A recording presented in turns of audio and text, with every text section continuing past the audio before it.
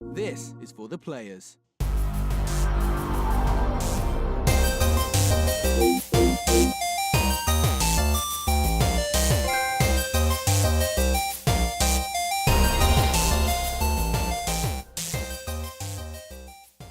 I'm Ryan Betson. I'm Josh Saunders. And this is for the players, the PopCulturists PlayStation Podcast. Almost 40 years of playing PlayStation and 6+ years in the games media combined. We thought we'd throw our hat into the ring and join that PlayStation conversation. If you would also like to join the PlayStation conversation, you can do so every Monday morning. 9 a.m. Australian Eastern Standard Time on YouTube, iTunes, and other podcast services. How do you join that conversation? Simply head over to www.thepopculturist.com/questions. Give us your questions, thoughts, and suggestions for the show. If the week between shows is a little bit too long, please join us on Facebook, join us on Discord, and if you're feeling good, join us on Patreon. Check out the tiers there. There might be something there that interests you. Don't forget, the PopCulturist website, popculturist.com, is up and running. Everything you'll need in one location. And also, if you are only here because of our clickbaity titles and you want to just hear about that, timestamps are now in the video description, separating all the stuff you maybe don't want to hear so you can skip straight to stuff you do want to hear, because an hour show is quite long. How you doing, man? Good man. Got mad sweats on. It's a hot day here. Stink. And we were like, yeah, let's jam to some Rock Band for a while. So we got all like gnarly sweaty. Oh, you more than me. The drums are a little bit more intense. Well, like I'm sweaty to begin Guitar. with, and then like add the physical exertion as well. Yeah, you showed me your sweet old school guitar. Yeah, What's it's it like 1962 Matin. It's fucking awesome. I want to buy it and get it restored so bad. It looks so good. This is pretty dope. But guitar's not all I've been playing. No, what else have you been playing this week? Segway! You want to take that high five back, because I've put the majority of my time this last week into the World of Warcraft. Oh, I'm aware of that. Well, I got a new computer, so I thought, I'll get back into it. But something that isn't even that like demanding. Yeah, no, well, I can still max it out and it won't run. Like, they've added a lot over the years in terms of anti-aliasing and all this other shit I don't understand. It's cool. I'm enjoying it, because WoW gives me time to also like watch movies on my laptop, and just kind of zone out. So I gave my old computer to my son, put it in his room, set him up a WoW trial account. We were playing a bit of WoW together, like blowing his mind, because I'm like, we started as Blood Elves, right up the top of the map, and I'm like, push M, opens his map. He's like, so this is where we are, yeah? This is the zone we're in. Press them again. Right click, zones out to the Eastern Kalimdor, the Eastern Kingdoms. And he's like you see his mind like, holy shit. I'm like, click it again. And there's Kalimdor, exactly the same size, the other side of the map. I'm like, click it again. And then there's like Northrend and the Broke. And he's just like, it reminded me of the first time I opened the game up, yeah? The first ever MMO, and you see how big the world actually is. And you're like, holy shit. I've been playing Doom on Switch as well. I'm going to talk more about that on a video upcoming on Wednesday. Quick thoughts are, it's cool. And a few criticisms. But it is amazing that a game like Doom is running you can play it in your hands. That's pretty sweet too. Me? I've been all over the shop this week, actually. I played a little bit more Call of Duty again, as always, because it's damn good fun. Yeah. Thanks to Bethesda, I've played Skyrim twice this week. So we should mention, of course, thanks to Bethesda, the Australian Bethesda team, for sending us not just Doom, not just Skyrim VR, but also Skyrim on the Switch as well. I know, it's been crazy. But they've been super good. They've been fantastic this week. So big thanks to them, and big thanks to Ethan from Technology and Gaming for opening the doors for us. And not just those games, but obviously Wolfenstein 2 yeah, as well. Wolfenstein 2. I said, we're going to do so much, but Ethan was like, these guys were right. Yeah, and then we've got to back it up. Got like a seal of approval. So on Wednesday there will be a combined video on our thoughts on Doom Switch and Skyrim Switch. I'm going to call it the Bethesda Bundle. I'll think of a better name later. Demons and Dragons. Demons, I like that too. But I know you also streamed a bit of Skyrim VR last I did. So we'll talk about Skyrim on the Switch. It's Skyrim on the Switch. And it's everything that's great about Skyrim, but it's portable, something that we've always dreamt about. Does it come bundled with all the DLCs and stuff? Yes. That's cool. So it comes bundled with all 3 DLCs, like Hearthfire, Dawnguard, and the other one. Dragonborn? No. I don't know. I can picture where you go with it, because I've done it. So it comes with all 3. It runs at a pretty much locked 30. I've never had it dip on me in my time. Yep. We'll obviously jump into it more when it comes to the actual review. Yep. But one thing that I really like is that it's actually running the assets and the world of the special edition from last year. Oh, so the remastered all the edition. remaster, all the Nice. additional foliage. So, Because the initial, like, when they first announced it, was like, oh, it'll be the base PS3 version. It'll suck. like, don't get me wrong, like, it's not running that well. Like, as in terms of well, it's running at 720 in portable. See, our rule was that we're only playing them in portable. It's sort of the point. If you want to play it docked, we play it on the consoles. Well, yeah, if it goes for Doom 2, yeah, if you're gonna play them on your big TV, you're better off just playing one of them. That's not the appeal. Yeah, of for these us, games. this was the appeal of playing it portable. Yeah. So it's running at 720. So it's allowing it to have that dense-ish world, but just run smoother because it's a lower res.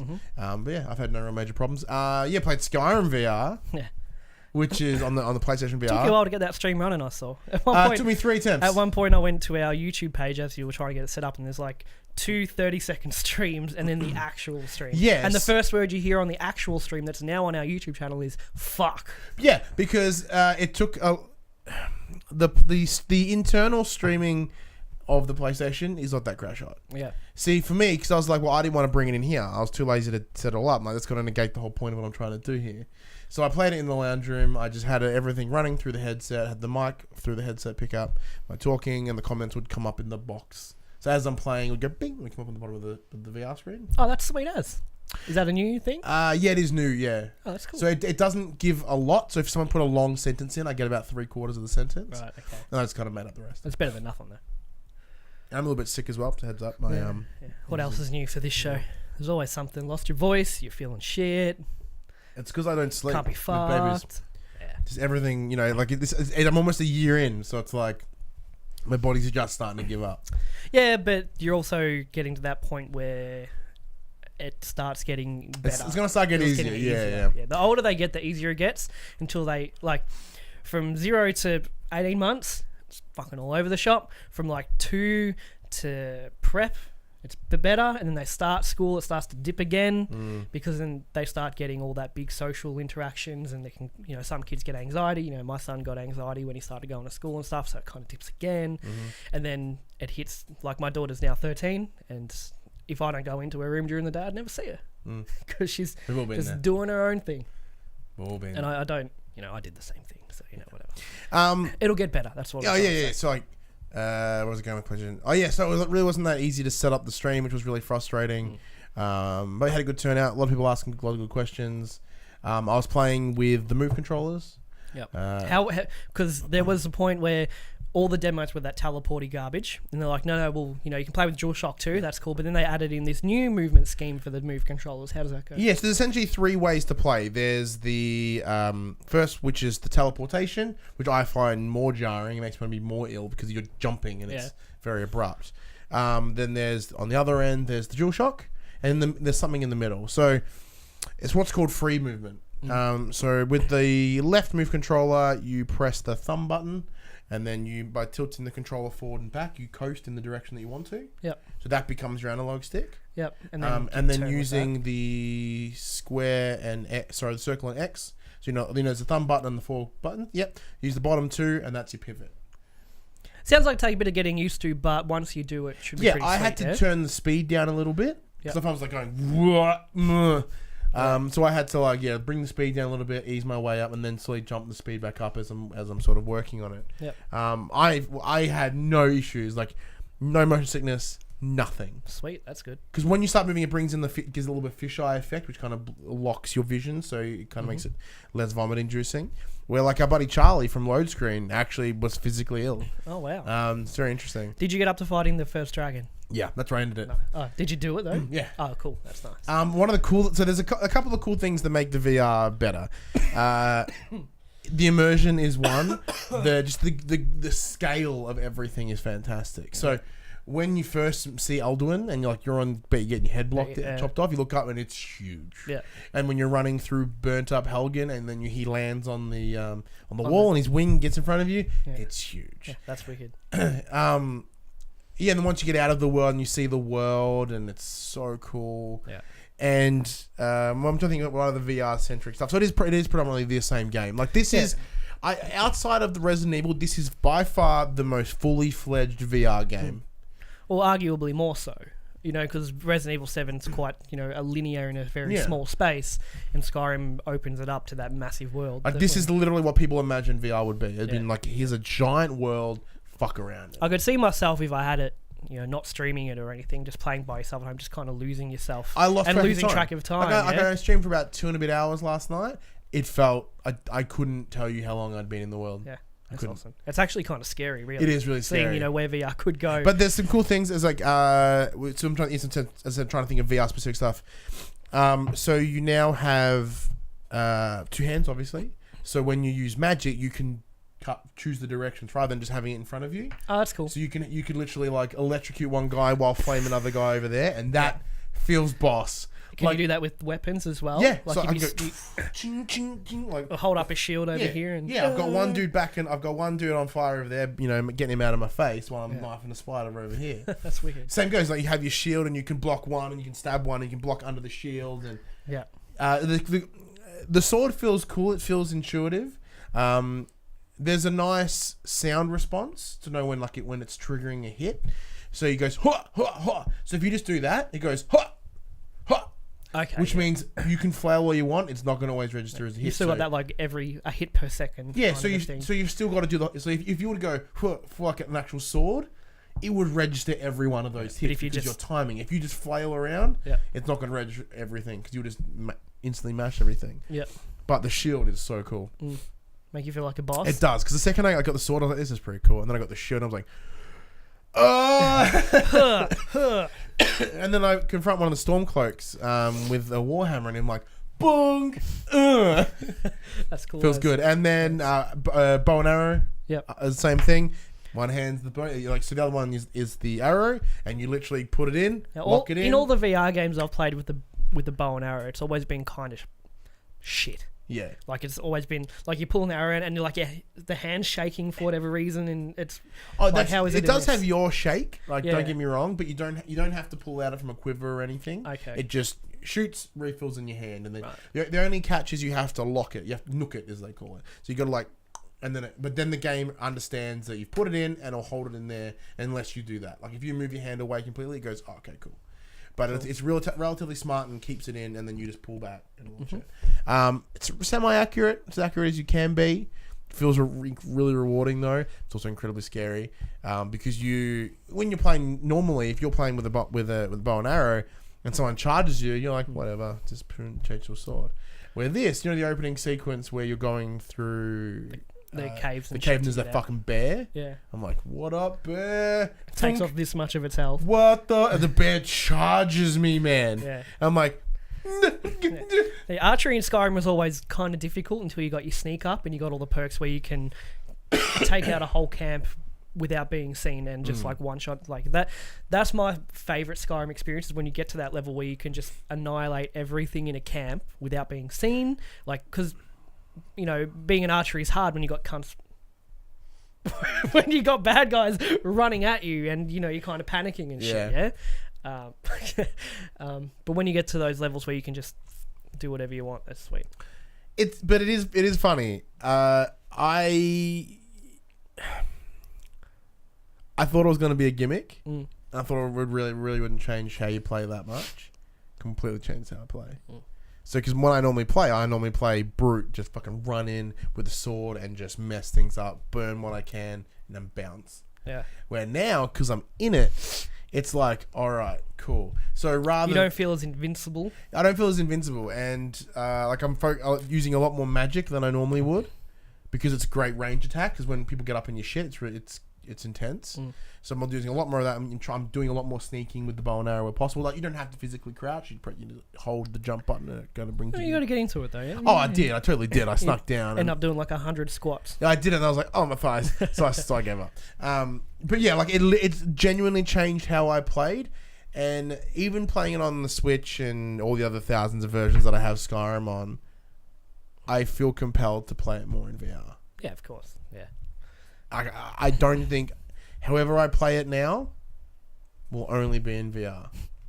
Yeah. If I can. It's tough with a child and stuff, but... Yeah, but, playing it on all these different consoles is one thing, but it's a different experience altogether. And it's good that there's something now to really let you invest your time in the VR. If you want to sell VR to someone about what its capabilities can be, it's Skyrim VR. Like, granted, it is a 6-year-old game. It turned 6, like, what?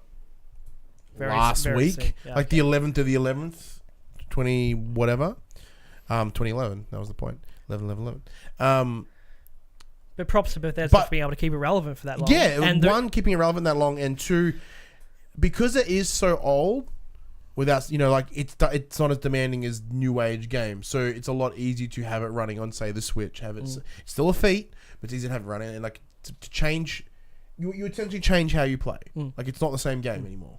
Plus, it just credits how good the game actually is to still be this relevant. Because, if no one wanted it, if no one was buying all these remasters and on the new systems and all that, then Bethesda would have gone, well, we're not doing it anymore. But it goes to show the power of this game. Makes me even more excited for the next installment in Elder Scrolls. Come the 1st of December, we're going to get Doom VR, and that plays with the aim controller. Yes! That sounds like fun. Oh, yeah. Then... I believe early next year we get what? A Fallout VR. Fallout 4 VR. Yeah. Cool.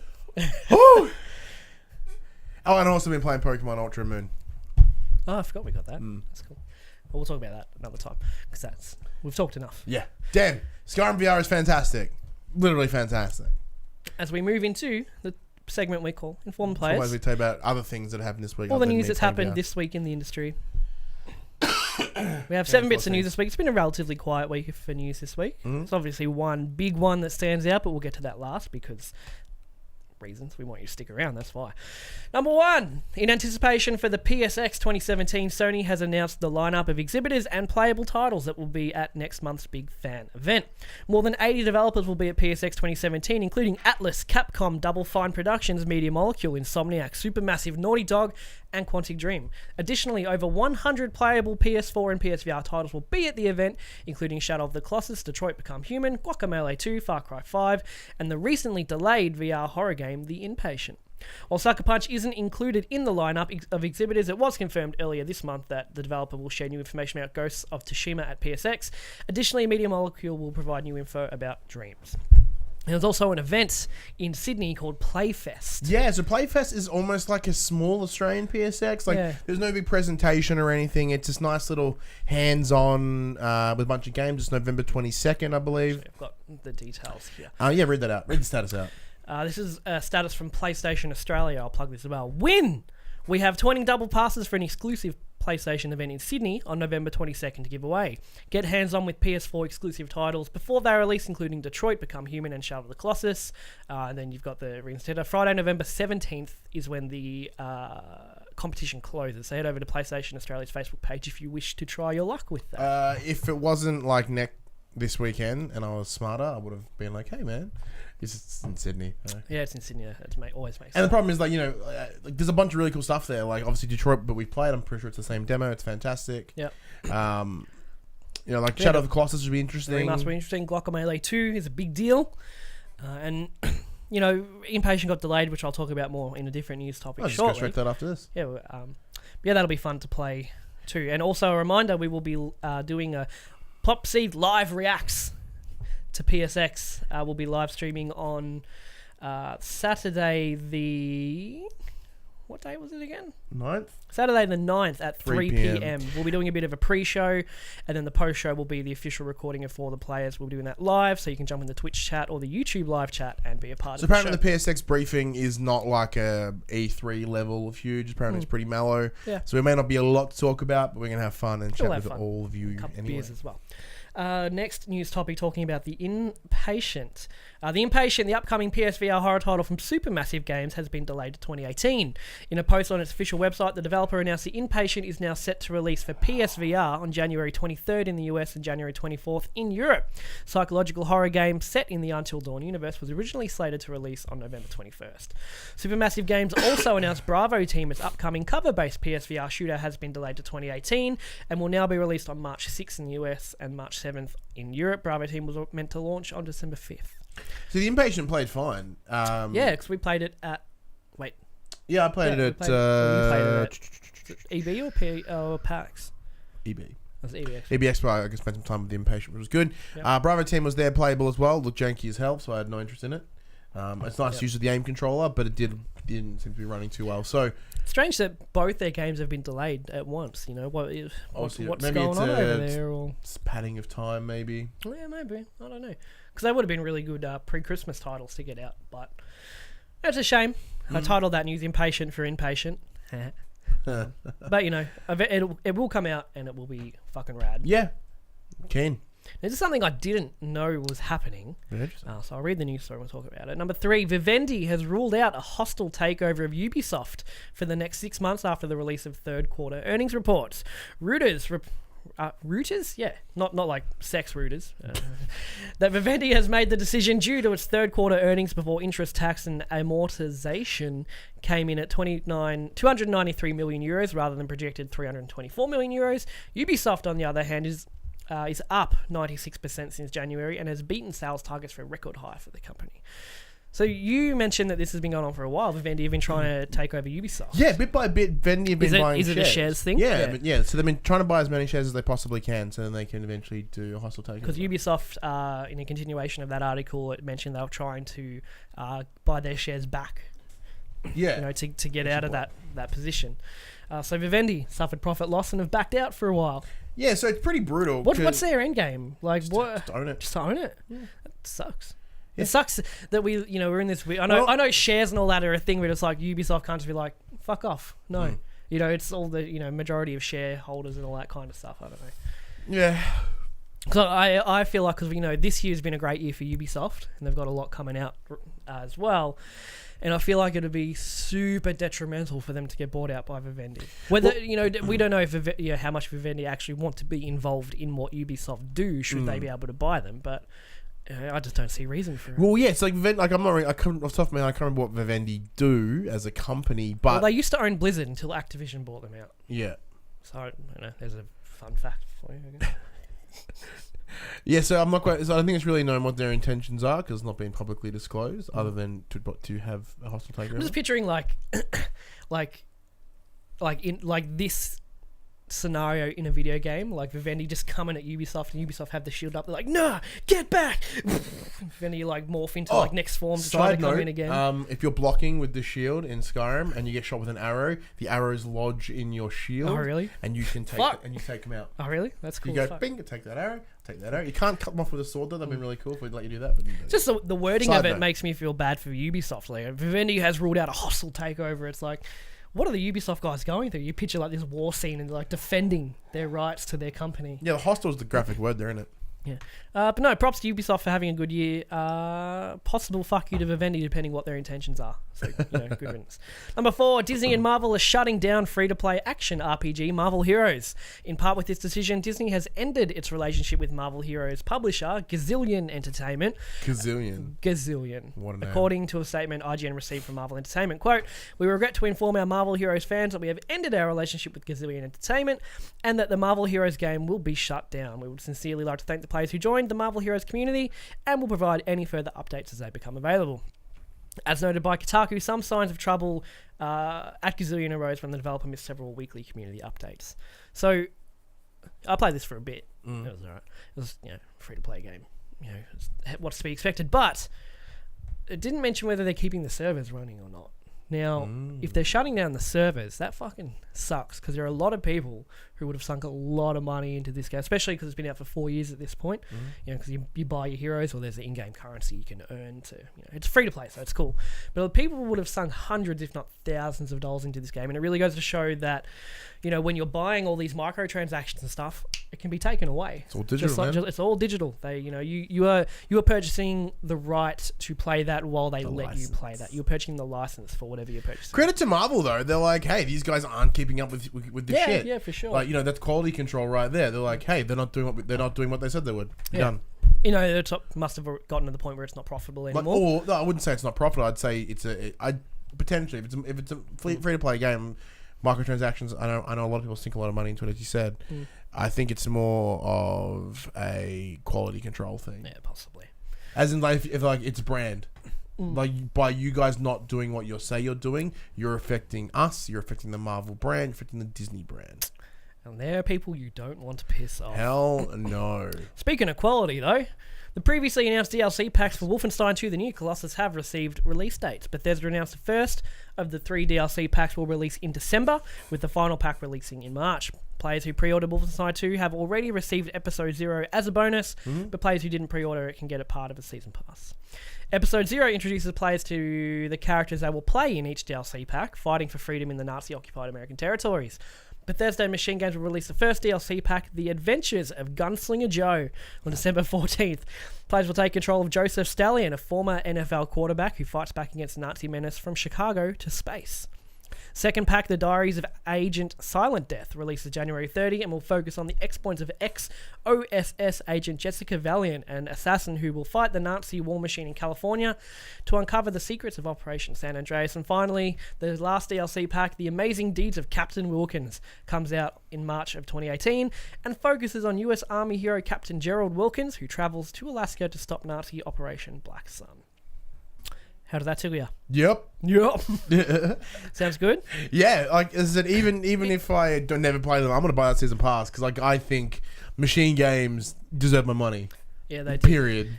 And if anything, they deserve money simply for the titling of these DLCs. Like you got The Adventures of Gunslinger Joe, The Diaries of Agent Silent Death, and The Amazing Deeds of Captain Williams. They all sound fucking rad. Just by name, I'm like, I'm interested. Like, I want to play them. I want to play that. Like, but literally, like, you know, as we were very lucky, and so the Bethesda Australian team sent us the game, so we haven't given them money. We gave them nothing but praise. But I think that would be my way of paying back. I think. Yeah, get them that season pass. Well, we are heading into a fair bit of downtime in the coming 2 months ish. So hopefully we have time to catch up on all that, and Wolfenstein 2 being one of them. Yeah, that Last of Us finally. Yeah, Horizon maybe. finally. Persona 5. No, it's see, Persona 5 is difficult because I look at it, I'm like, that's like hundreds of hours that I don't have. About 100. Yeah, but looking at it though, it's like daunting. Where like Last of Us, I'm like, it's about 15 hours. I can get through that. Or you know, it's only 10-hour days. Yeah, Wolfenstein. I'm like, it's about 12 hours, 15. I can do that as well. Took a big hunk out of it already. And we'll see how we go. Who's talking to me? Second to last bit of news, as Ryan throws shit everywhere. As Star Wars Battlefront 2 launches, the ability to purchase crystals, the sequel's in-game currency for microtransactions, is currently unavailable for players, and EA has confirmed that it has pulled microtransactions from the game temporarily. That's the important word. Quote, returning off all in-game purchases, DICE GM Oscar Gabrielson's statement reads, we will now spend more time listening, adjusting, balancing, and tuning. This means that the option to purchase crystals in-game is currently offline, and all progression will be earned through gameplay. The ability to purchase crystals in-game will become available at a later date, only after we've made changes to the game. We'll share more details as we work through this. Now this game this week, fucking Jesus. Yeah, man. EA is now the proud owner of the most downvoted comment on Reddit of all time. Not an easy feat. Ugh. It's at about negative 700,000 downvotes. And the next closest, like Reddit's a big thing, the next closest is like fucking 10k, I think. What are you doing? Getting that window open and get some circulated air in here. I'm getting all stuffy. Oh, okay. Hopefully don't fuck with the lighting too much. And yeah, I mean, they did a AMA on Wednesday, or Thursday for us on Reddit, and that was just a fucking train wreck. That thing got pulled apart hard. Unfortunately, apparently one of the guys in the AMA from DICE, he's only been there for a couple of months, and they've just fucking thrown him in the deep end, go fix this shit, and you can't. So EA's statement was like, we're listening, and the thing. You know what it sounds like? There was a time when Tony Abbott, our Prime Minister, was like, I've listened, I've learned, and I'll change. And hasn't. Didn't do none of that. Didn't do anything, yeah.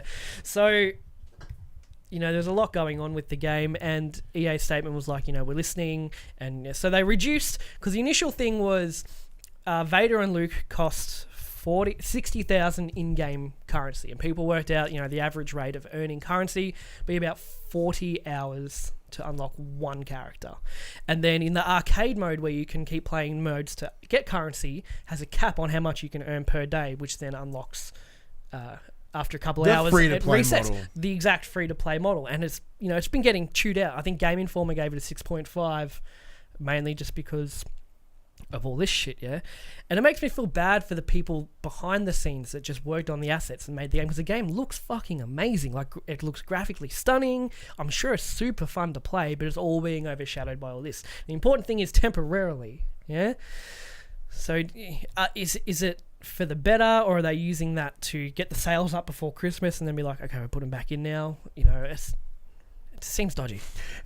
It's entirely business. There is Yeah. no consumer focus behind this in the slightest. Having said all of that, it is the top selling game on the Xbox Store and PC. Yeah, at the because moment as people well, people like Star Wars. people like Star Wars. I fucking love Star Wars. I want to play this game so bad, but I, once have taken a genuine stance. I'm like, Yeah. no, fuck you. No, fuck you. That's my stance. Like, But yeah, I get it. you know, it's like I myself like normally I cave pretty quickly. I cave with Shadow of War pretty quick because it looked cool, and like this game looks so good. I fucking love Star Wars with like almost every part of my being, and I want to see this single player story. I want to see Shiva in the Inferno Squad kicking butt. What I would have loved to see is EA. EA had this opportunity here with everything they've put in the game. This free to play model. They had the opportunity to be like the first AAA developer to go, we're releasing this game free. Yeah.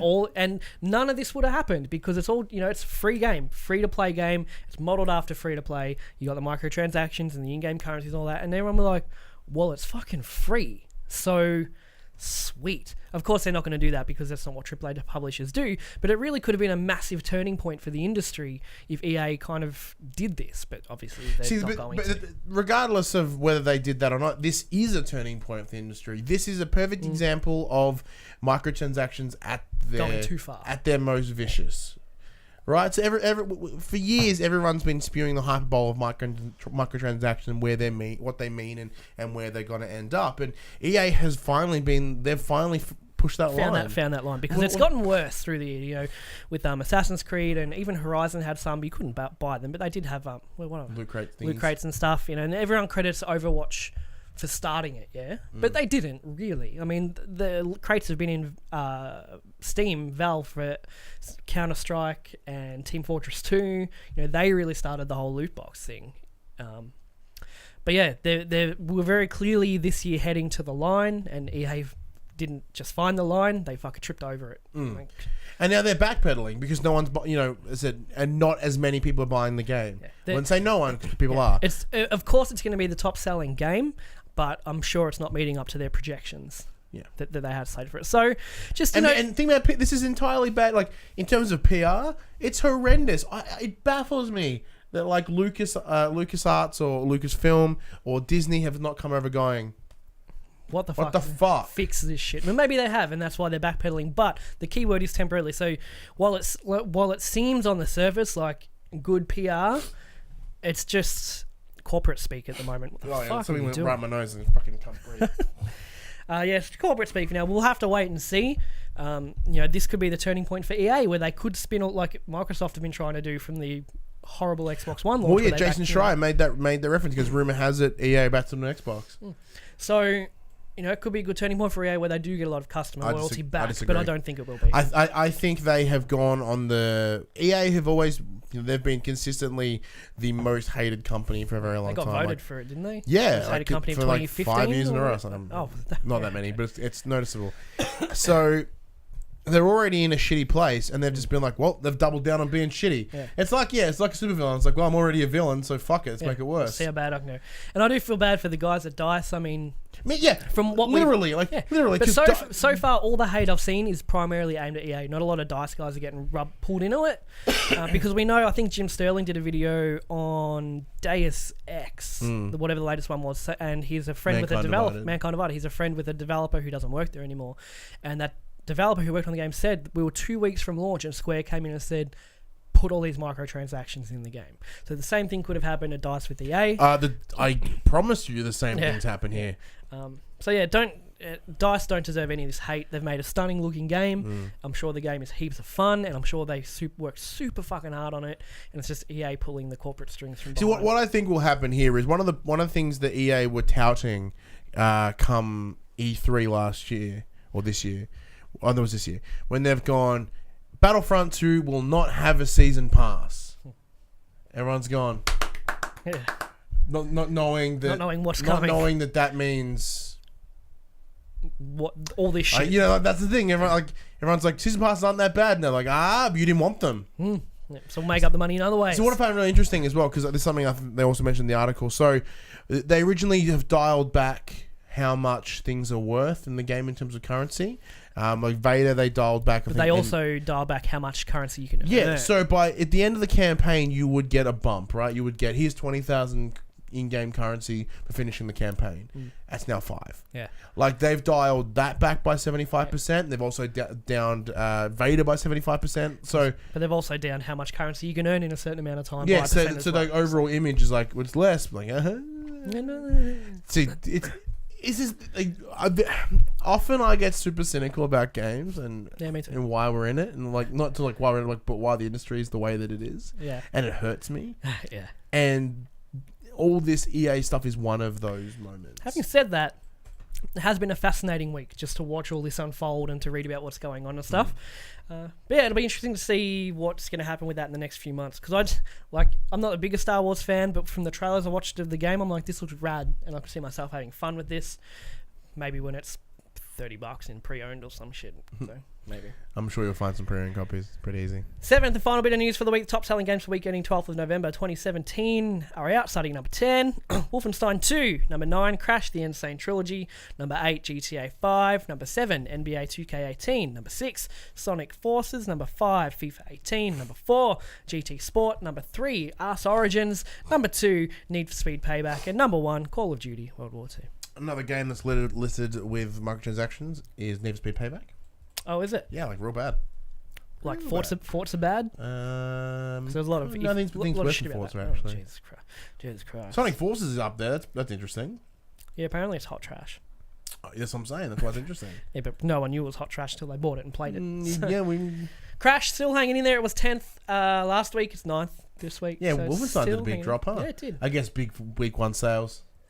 Yeah, Wolfenstein is the kind of game that I don't think has that long after sales. Everyone knows if they want it, they buy it release week, and then you might get a bump later if it kind of drops down a bit in price. Yeah, I think it'll make the jump. But yeah, anyway, that's all the news this week. So that brings us into our main topic, which we still don't have a name for. It's called the main topic. Yeah. This week we're going to Game of the Year award nominees were announced earlier this week. I want to talk about that because there's a few little things I take personal gripe in, but that just might be me being a cynical arsehole. Could be. Okay. So I reached out to the community as I normally do should have been yesterday, but I only did it a couple of hours before we recorded just to get some people's responses on what they want to win. So let's go through some of the categories and talk about them. Starting with the biggest category, the Game of the Year nominations. So we've got 5. Number 1 is Horizon Zero Dawn. Number 2 is Persona 5. Number 3, PlayerUnknown's Battlegrounds. Number 4, Super Mario Odyssey. And number 5, Legend of Zelda Breath of the Wild. Solid candidates. Sweet seeing Nintendo having 2 in the top 5. That's fucking rad. And I think we said on the other show, Kirsty from Nintendo said it's first year ever that a major Mario and Zelda title have released. And there's no real argument if they were going to be in the top 5 nominators. My gripe. Now you feel free to counter me on this. I'll let you go and then I'll jump in. So that way we're not cutting over on each other. I don't believe that PUBG should be nominated. Now I understand the reach that it has. I understand what it has done for the industry and all that. I totally get it. Never played it, but I totally get it. But it's in early access. Now over the years, the lines of early access to release have become. There's no real bridge there anymore. They'll just flick of a button. It's live now, which it is live next month, in about a month, apparently. It's going to be fully released in December. But, I don't know. I don't know. I don't think an early access game should be in there, but it is in that weird situation where it is early access for, the whole year. It's released at the end of the year. So if we don't put it in there, it can't be in next year's because it's released this year. You know what I'm getting at? So it's in that weird middle ground. Like it can't be nominated for Game of the Year 2018 if we nominate it for Game of the Year 2017. Correct. So it's kind of its only chance to achieve that as well. But no, it's in early access. The game is not finished. What the PUBG that releases next month, they might fuck it. We don't know. The game's not released, so it hasn't been scored properly yet. So yeah, when it comes out next month, it could be hot trash. They could fuck it all up. And it could be the worst game of 2017. I'm not saying it will be, but we don't know because it's not out and it hasn't been rated yet officially. That's my gripe.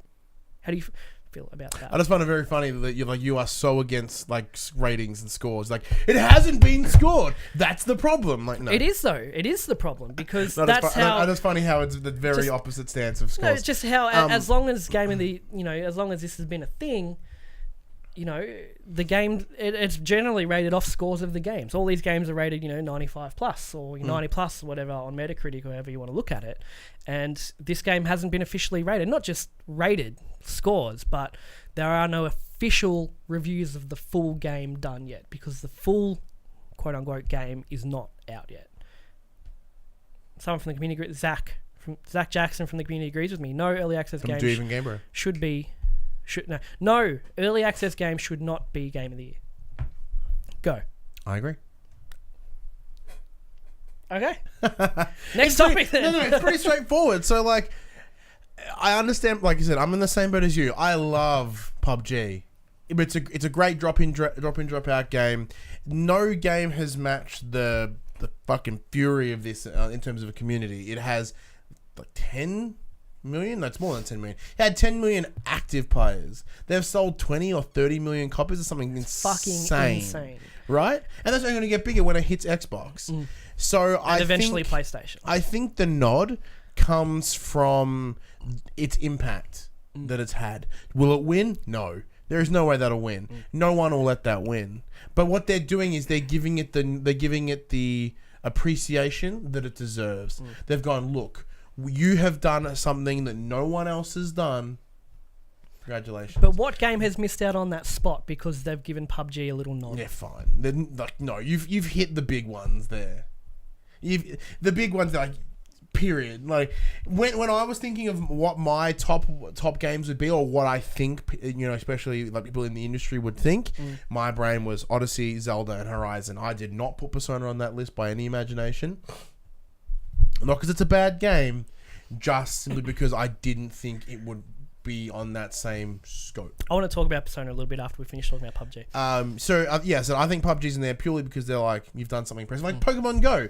Pokemon Go, when it got in there last year and it won Best Mobile Game, that game was fucking broken. Yeah, it was. That's server issues. I get your all the way point. Look through. at what it did for But the whole point of it was looking at what it has done for gaming. What has it done for the industry? Yeah, I get it. I mean, this is nothing against PUBG. Like, I totally understand. It's like why when Kate Blanchett gets another fucking Oscar nom for some reason.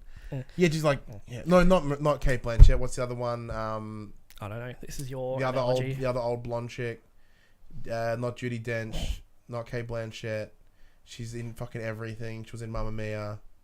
Her name's gone right out of my brain. She's an incredible actress.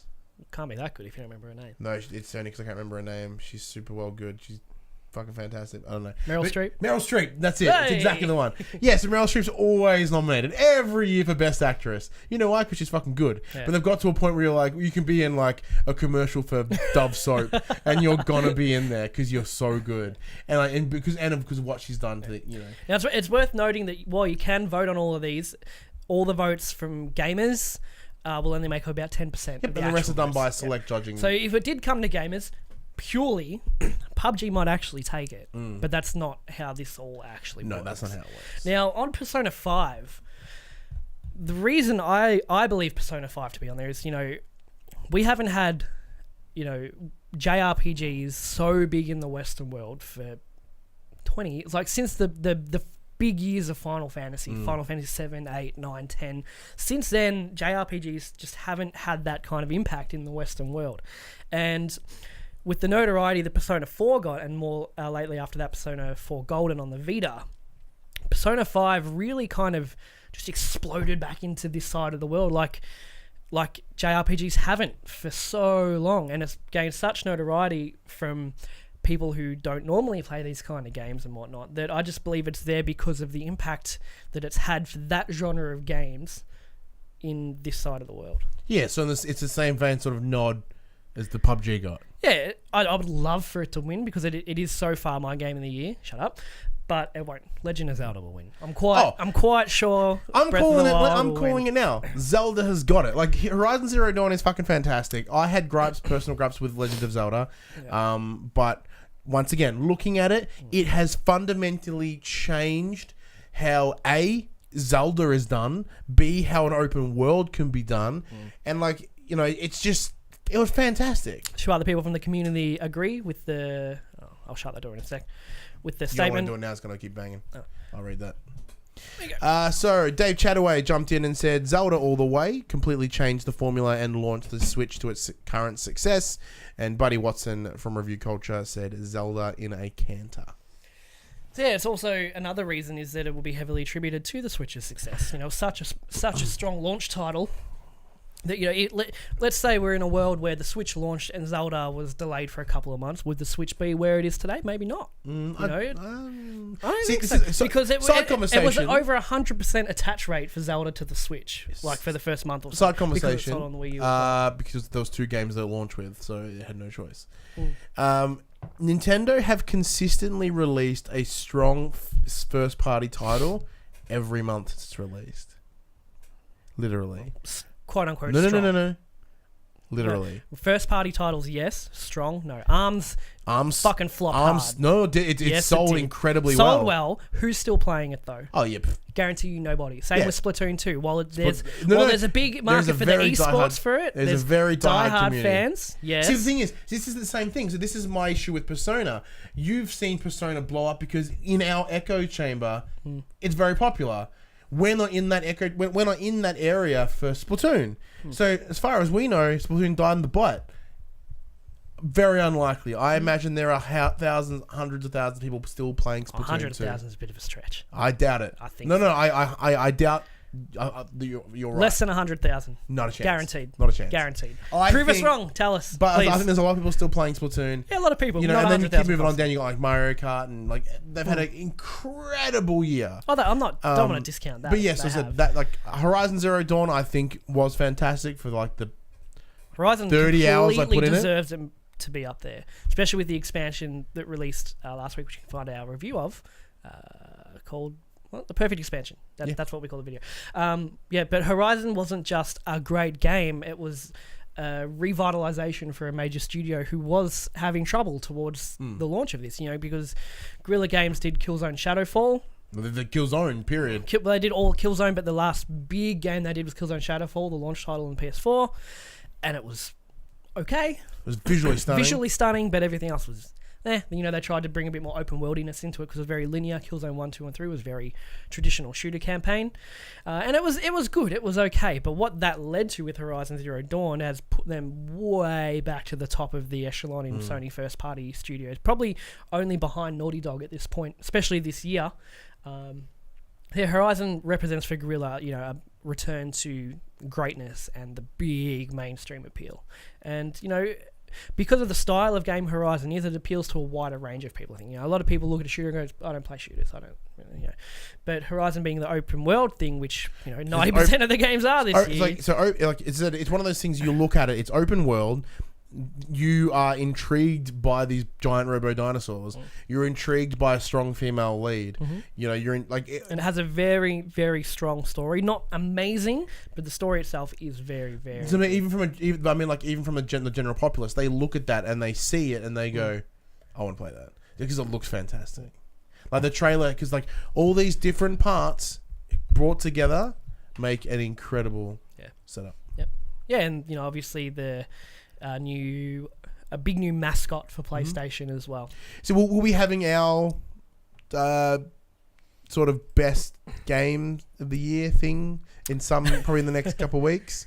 I've got to actually sit down and we've played so many. I've been keeping a list. I started keeping a list at the start of the year, and then I got out of my hands really quickly. Yeah, we played a lot of games before Christmas. We'll have that video up, I think, because we're at the point now where, other than Xenoblade Chronicles, which I'm hoping to get, there's nothing else coming this year that I would even consider close to being Game of the Year. So we'll go through not all the categories, they're fucking heaps, but a few more of the major ones. One of the ones I want to mention is Best Narrative, with Hellblade: Senua's Sacrifice being on there. Yeah, so that's Ninja Theory have done. And I'll put in what that's up against, just to show how, you know, incredible this is. So you got Hellblade: Senua's Sacrifice, Horizon Zero Dawn, Nier Automata, What Remains of Edith Finch, Edith Finch, and Wolfenstein 2: The New Colossus. So it's up there with fucking big hitters. Man. Yeah, having Wolf in there with its story makes perfect sense. And Nier, fantastic. I need to play Nier before Game of the Year I because think I'm Nier will probably come in your top 5. I'm so sure Yeah. it'll be in probably my top 3, yeah? And I've been waiting so patiently for a good sale on it, and there just never is. So I'm going to have to just bite the bullet and buy it. And then bring it over here and we'll play it together. Yeah. 'Cause I 'Cause wanna it play looks fucking fucking rad, and that it escaped me this long is a travesty. Cause and I'm I don't know, and Hellblade as well, because you played Hellblade and you really, really, really I liked really it. dug it. And I'd imagine it's in your top 5 of the year as well. Yeah, in terms of narrative, fuck yeah. Hellblade achieved so many different things. It was a independent studio making what they refer to AAA quality game, which means high fidelity. Just it's fucking fantastic. And how much was it, right? $30. Fucking insane. Yeah, That's incredible. and like not $30 US. It's $30. I think I meant 35. I think it's Australian. $34.95. It's like stupidly low cost. So, like, the idea of what they're going for is fantastic.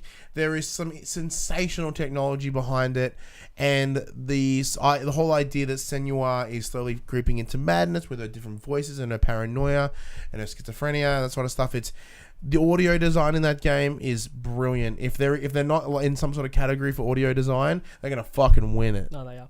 Good. They're in a total of 5 categories. 5 of the major categories. Yeah. And that's incredible. And which they should be, because that game is stunning. It's fantastic. It's also up for best audio design, Good. best performance. Yes, Melina Jurgens. So I'm sure that this is common knowledge at this point, but she was originally just part of the Ninja Theory team. She was the social media and content creator. So what she would do is she would make all the videos sort of like behind the scenes, put them on the YouTube, and sort of like, hey, this is what we're doing. And they're like, hey, we're trying to find an actress. Do you mind being the... Because what the technology that Ninja Theory brought in was this sort of in-game... So live in-game motion capture. So they had a camera that would run into their engine, and it would deal in real time. That's wicked.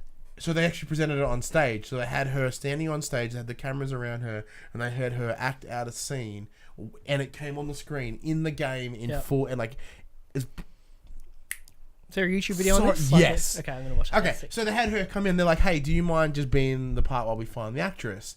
Eventually, they find out that Melina is fucking fantastic. And they're like, Can you please just keep doing this? Yeah. So, like, if you watch the behind the scenes of Hellblade, and you sort of see her fall into that role, and she seems like such a lovely person as well. And Hellblade's also up for Games for Impact. Oh yeah, and Best Independent Game as well. Yeah, so fucking good. Easy. In terms of the impact of impact of the games industry, it's shined an incredible light on mental health and mental illness. And what they've done is, there was like a week or so where any sale went straight through to mental health research. Yep. So, hell. Yeah. Couple more categories. Best Art Direction. We got Cuphead, Destiny 2, Horizon Zero Dawn, Persona 5, and Breath of the Wild. That's a tough one to pick, I reckon. It's a tough one. I think Cuphead's in with a damn good chance. Destiny 2, get the fuck out of there. Horizon Zero Dawn, yeah. Persona 5. Hell yeah, Persona 5 even if you didn't like the game, the art direction was fucking stunning. Persona 5 has such a charm. Even its menus were charming as hell. It's just real snazzy. Yeah. And Legend of Zelda is very... I don't think that game is very, very visually stunning. I think it's very mechanically... It had a very consistent art direction. It was very nice looking, but... Yeah, it's very, very mechanically strong in terms of all its little systems, but visually and its art design, I wouldn't put it there. Last one I'll go is Best Score and Music. We'll go Best Audio Design. Best Score and Music, Cuphead, Destiny 2, Nier Automata, Persona 5, Super Mario Odyssey, and The Legend of Zelda again. The Legend of Zelda didn't really have much music. I'm upset. Maybe I didn't play far enough, but at no point in the game did they do the traditional Zelda theme. The dun, dun, dun, dun, dun, dun. They never did it. And then, I don't know. Odyssey has a good little up thing to it. Cuphead Odyssey is very great. Ambient music, I think, more than anything. There's no tunes, because I've put in probably 30, 40 hours at this point. There's no tune in Odyssey that I'm like singing in my head. You know? Nothing sticks with me. Persona 5, I've got the whole soundtrack. I fucking adore that soundtrack. Yeah, but you're like hard for that game. Yeah, but I'm hard for that game because it ticks so many, like style, music, gameplay, because that's why I'm hard for it, because it does tick all these boxes. I think it's in with a good chance for best Destiny 2 score had music. some pretty sick music in it. Some very cool music, actually, but I'd say it's between Cuphead and Persona. And maybe Nier. I haven't played Nier, but I've also heard that soundtrack is fantastic too. And best audio design, last one I'll talk about, Destiny 2, Hellblade, Resident Evil 7, Mario and Zelda. A lot of Mario and Zelda doubling up in a lot of these categories. Yeah, it's audio design, no. For them, like the answer it has to be Hellblade. It has to be, surely, because of what they did. Yeah, you can explain it better than I so can. what they've done is, in order to demonstrate her to Senua's like break into crazy and going into her psychosis, they've actually set up a room where they built a microphone with a particular casing, and they build prosthetic ears into the casing as well. So that way it mimics your ears in terms of how it registers sound. So they would have actors and actresses wander around and speak, you know, you're fucked. Yeah, they come, they'd whisper in the ear and be like, hey, what's going on? You know what I mean? Like, hey man, do you want some pineapple on your pizza?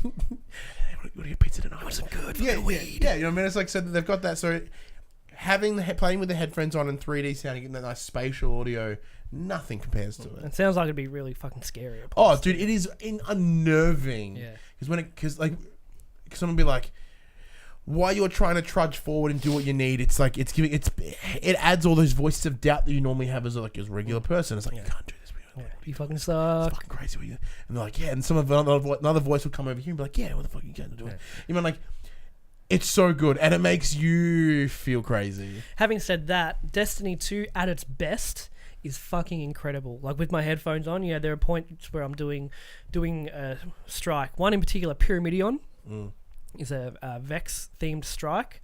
Visually, it's fucking incredible, but the ambience and the background music and how your bullets echo, because it's quite open, your bullets echoing off, like, Destiny 2 has its moments where it is fucking amazing. Yeah, but it's about moments here. But Hellblade, from what I hear, the whole game is like that. Yeah. So Resident Evil 7, glad that's in there as well. Resident Evil 7 got a fair few nods from a few different categories too. One more actually. Best performance I want to talk about. We've got Ashley Birch as Aloy in Horizon Zero Dawn. Brian Bloom, Wolfenstein 2 The New Colossus as BJ Blazkowicz. Claudia Black, Uncharted The Lost Legacy as Chloe. Laura Bailey, Uncharted The Lost Legacy as Nadine. And Melina Juergens again, Hellblade as Senua. Ashley Birch did pretty good. She's pretty good. What took away from Aloy in Horizon for me was a lot of the dialogue cutscenes were very kind of robotic and stilted. Yeah. Her voice acting in it was fucking incredible. And it was great, very emotional and powerful. But it was the visuals paired with that didn't make it quite match up for me. BJ, Brian Bloom. BJ's great. But he's also very low key and very chill. But like, to his credit, in terms of what the story is, the amount of emotion they put behind him, like, although he feels and he has a history of being a real one-note character, like Wolfenstein, BJ, just a mindless shooter character, and where they've taken that character and the emotional power they've given behind him is really impressive. To sort of like, in the way he delivers, like, because he always speaks really kind of slow and deep, but like the little twist on how he says certain things is really powerful. Claudia Black, both the lead females from Uncharted. Yeah, Claudia Black fucking killed it. Yep. As Chloe. She's pretty much playing herself though, so it makes sense. Laura Bailey, fantastic. I don't think Nadine was a strong enough character to be on there, but it makes sense. I love Laura Bailey though. But everything Laura Bailey. Laura Bailey's fantastic. But I think Melina has it. Yeah. Period. Yeah. I hope that Hellblade takes a lot of these categories, because not only does Ninja Theory deserve that kind of recognition, but it also starts to set a new precedent for AAA in the AAA gaming space, and to show that an independent company can pull this off and sell it for less than half the price of what our regular games. Do a quick scroll down and then else we wrap things up. Games for Impact, best ongoing game. So best games as service. GTA Online has that in a heartbeat. I wouldn't mind if PUBG took that one out. It is nominated. Best indie game: Cuphead, Hellblade, Night in the Woods, Pyre, What Remains of Edith Finch. Hellblade. I do want to get to Pyre at some point. Best mobile game, I don't give a fuck. Now, this is interesting. Best handheld game, and they're not counting Switch games in that. I guess that's probably a deal with Nintendo. They're like, no, we consider it a console. So best handheld game, they're all Nintendo games, all for 3DS. But yeah, so no, because I guess 3DS needs a category for its game, because if it was up against the Switch itself, no 3DS games would make it in there, I don't think. Not at this point, anyway. No. Best VR games, you might be getting on this. Here we go. Farpoint, Lone Echo, Resident Evil 7, Star Trek Bridge Crew, and Superhot. Superhot's fantastic, but the answer to that is Resident Evil.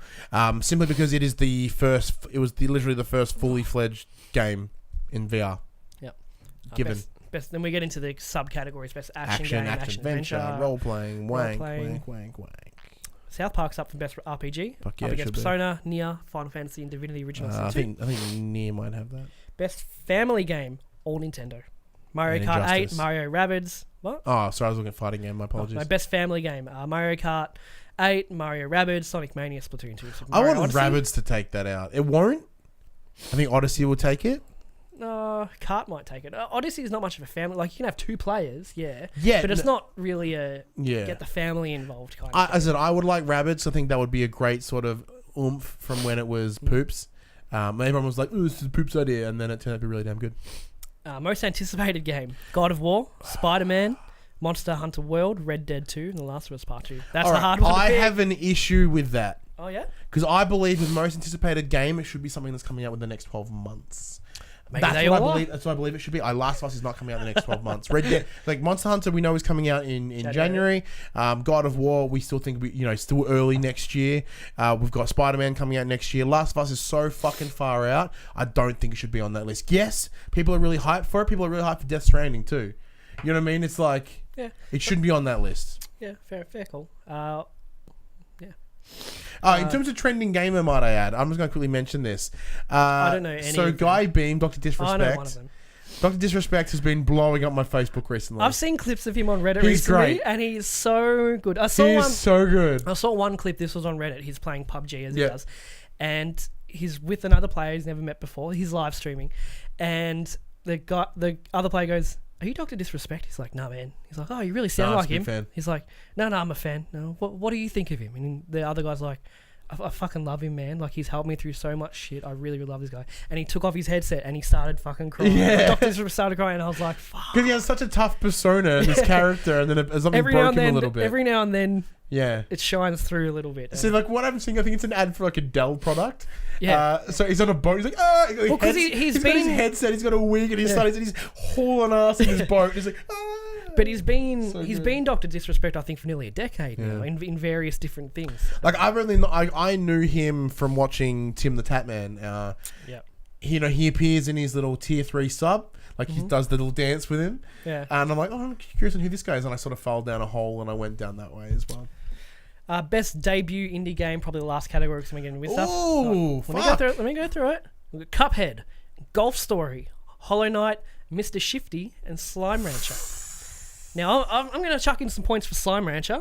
So I've got that on Steam, for my son, because he really liked it. My son's at that point where he's got his favourite couple of YouTubers, Jacksepticeye, Markiplier, Dan TDM. Not us. I say don't watch us because we swear, and then you watch Markiplier for 3 hours, and it's like fucking this and in the balls, and I'm like, oh. But he put in a lot of time to Slime Rancher, and it is a very, very, very chill game.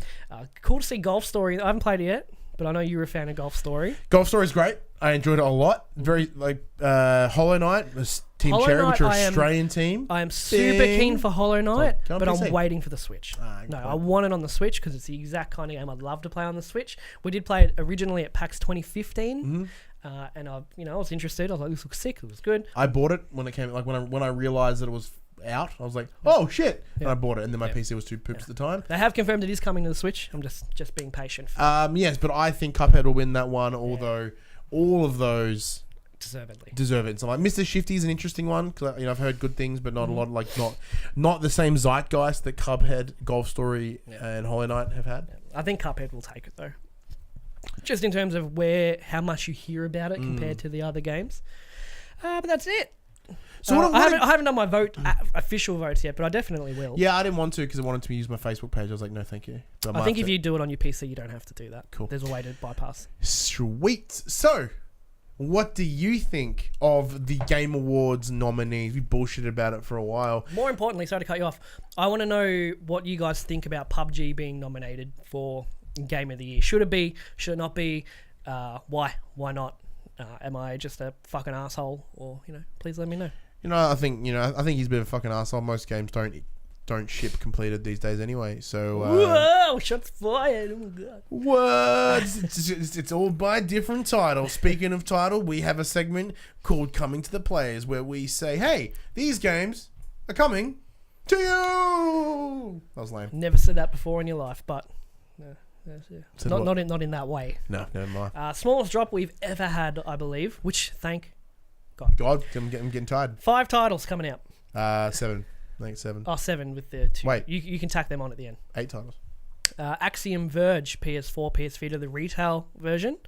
I want to get that on the Switch. Someone. Battle of the Bulge, Oh, I know that game. PS4 digital. Monster of the Deep, Final Fantasy 15, PSVR fishing. Oh, fuck. Yeah. That's out next week. That could be fun. Planet of the Apes, Lost Frontier for PS4 digital. The actual release, not Good. when it was accidentally put on the store a few weeks ago. And Rec Room for PSVR. So 2 VR games. 2 VR games. And Final Fantasy 15 fishing, I think, will be a lot of fun. Yeah. Depending what they've priced it at. But there are more games coming that we should also mention here in Australia on the 22nd of November, you'll have access to Hidden Agenda, Knowledge is Power, and SingStar Celebration, which are 3 of the PlayLink games. They have already been released in the US. We did read them out on the prior that week. We did because and then I emailed. I'm like, hey, I didn't know it was coming out this week. They're like, yeah, it's not. Makes sense. I'd imagine that was to do with the mobile. I think it's actually to do with the mobile app side of things, which the apps are available right now. So we're going to. So thanks to PlayStation Australia that we received the code as of day of recording. We got it this last night. I have got them redeemed on the PopC account. We're gonna get in there. We're gonna probably stream it on Wednesday. We're gonna get Dylan in. Mm-hmm. We're gonna do some Knowledge is Power. Yeah. 'Cause Dylan's a fucking trivia man. I had fun with Knowledge is Power. Yeah. Dylan's a big trivia when man, we and I think played- having 3 of us is a good way. We might jump into Hidden Agenda. Well, we as did also play Hidden Agenda at PAX, but unfortunately it was so loud there you couldn't hear what the fuck was going on. Yeah. So I think we'll do a little bit of Knowledge is Power to kick things off, and then we'll finish it off with a bit of Hidden Agenda. Having the 3 of us will be really good in sort of those split votes. Mm-hmm. I think an odd number is a good thing for these games. For sure. But anyways, That was the show. If you enjoyed it, catch every other For the Players every Monday morning at 9 a.m. Australian Eastern Standard Time on YouTube, iTunes, and other podcast services. If you want to join in that conversation, head over to www.thepopculturist.com/questions. Give us your thoughts, questions, and suggestions for the show. If the week between the shows is a little bit too long, join us on Facebook, join us on Discord, and if you're feeling generous, join us on Patreon. Head over there, check out the tiers. There might be something there that interests you. I'm Ryan Betson. I'm Josh Saunders. And that was a lot of energy, but that was also for the players.